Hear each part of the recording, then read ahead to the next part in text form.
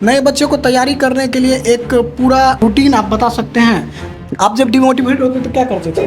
आप अपना तैयारी कैसे करते थे? जैसे हम क्लास में बोलते थे कि बच्चों को कि आपको बुक पढ़ना है, क्लास करना है, नोट्स बनाना है ना? तो आप क्या क्या करते थे? साकिब साहब वो स्टूडेंट है जो आज से 2 साल पहले जब पहली बार हमको मैसेज किया था तो ये कहा था कि आप मेरा नंबर सेव कर लीजिए, मेरा नाम याद रखिएगा, 2025 में हम ही टॉपर आने वाले हैं। नमस्कार, मैं मनीष मुरारी दिशा ऑनलाइन क्लास पर आपका स्वागत करता हूं।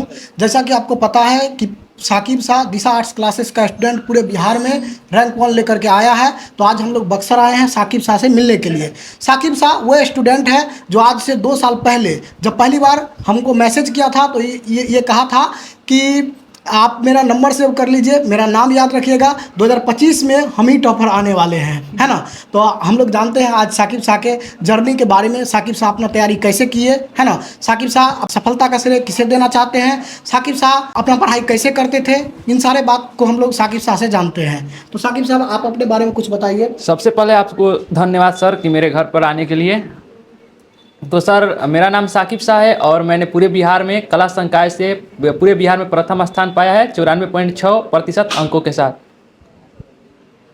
आपका जब रिजल्ट आया तो आपको रिजल्ट सबसे पहले कौन बताया? सबसे पहले रिजल्ट का तो मुझे खुद बेसब्री से इंतजार था, क्योंकि मैंने वेरिफिकेशन में भी अच्छा से इंटरव्यू दिया था और कई दिनों से उम्मीद भी था। और तो जब जैसे कि मैंने आनंद किशोर सर का ऑफिशियल चैनल है जो Bihar school examination board Patna, तो उस पर लाइव जो कॉन्फ्रेंसिंग हो रहा था उसको देख रहा था।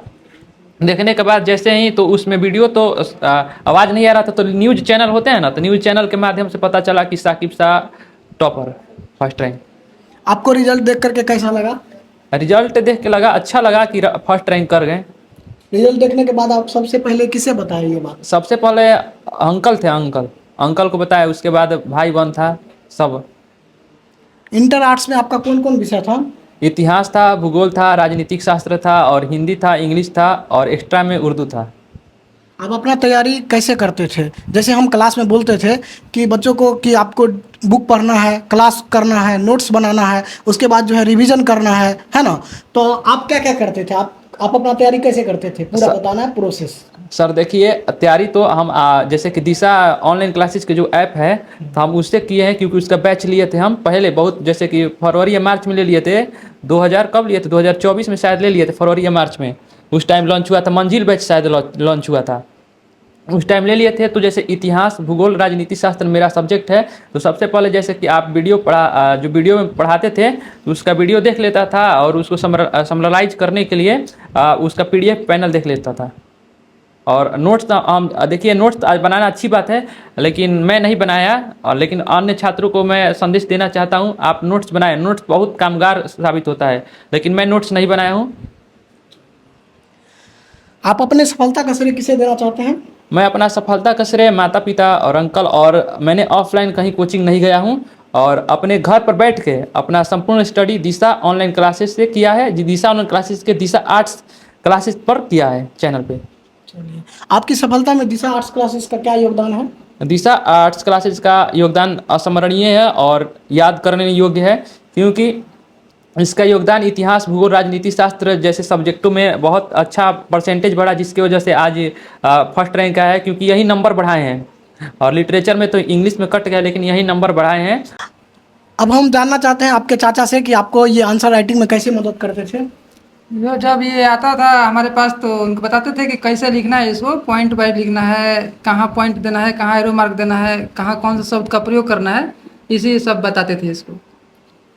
आगे जो 2026 में बच्चे परीक्षा देने वाले हैं उनको आप क्या कहना चाहते हैं? यही कहना चाहते हैं कि आप लोग बुक पढ़िए और बुक पढ़ने के साथ साथ आप लोग रिवीजन कीजिए और उसका राइटिंग कीजिए और उसका यानी कि अभ्यास प्रतिदिन करते रहिए। हम कहते आपको क्लास में बच्चा कॉपी पेस्ट मास्टर के नाम से क्यों जानते थे? वो ज़्यादा जैसे कि ना, हम तो आपको जैसे ही बता दिए कि हम नोट्स कभी बनाए नहीं हैं।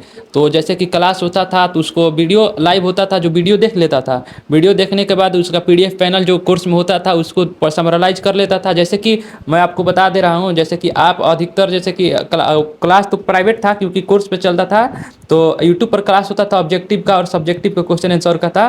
तो ऑब्जेक्टिव का प्रैक्टिस करने के लिए मैं जल्दीबाजी में सबसे पहले उत्तर देने के लिए सोच रहा था, तो कॉपी पेस्ट करने की आदत सी हो गई थी, और सब्जेक्टिव में भी उसी तरह। कभी कभी हमको भी लगता था कि ये मतलब पॉसिबल नहीं है कि कोई बच्चा इतना जल्दी इतना ज़्यादा लिख दे, है ना। और लेकिन ये मतलब जेन्युइन लिखते थे। और लेकिन हमको भी लगता था, कभी कभी हमको भी ऐसा लगता था कि इतना जल्दी इतना बड़ा आंसर नहीं लिखा जा सकता। और बच्चा लोग बहुत गुस्सा हो जाता था कि कॉपी पेस्ट खाली साकिब सा कॉपी पेस्ट कर रहे हैं, है ना। यूट्यूब पे आपको बहुत सारे बच्चे जानते थे, कैसे?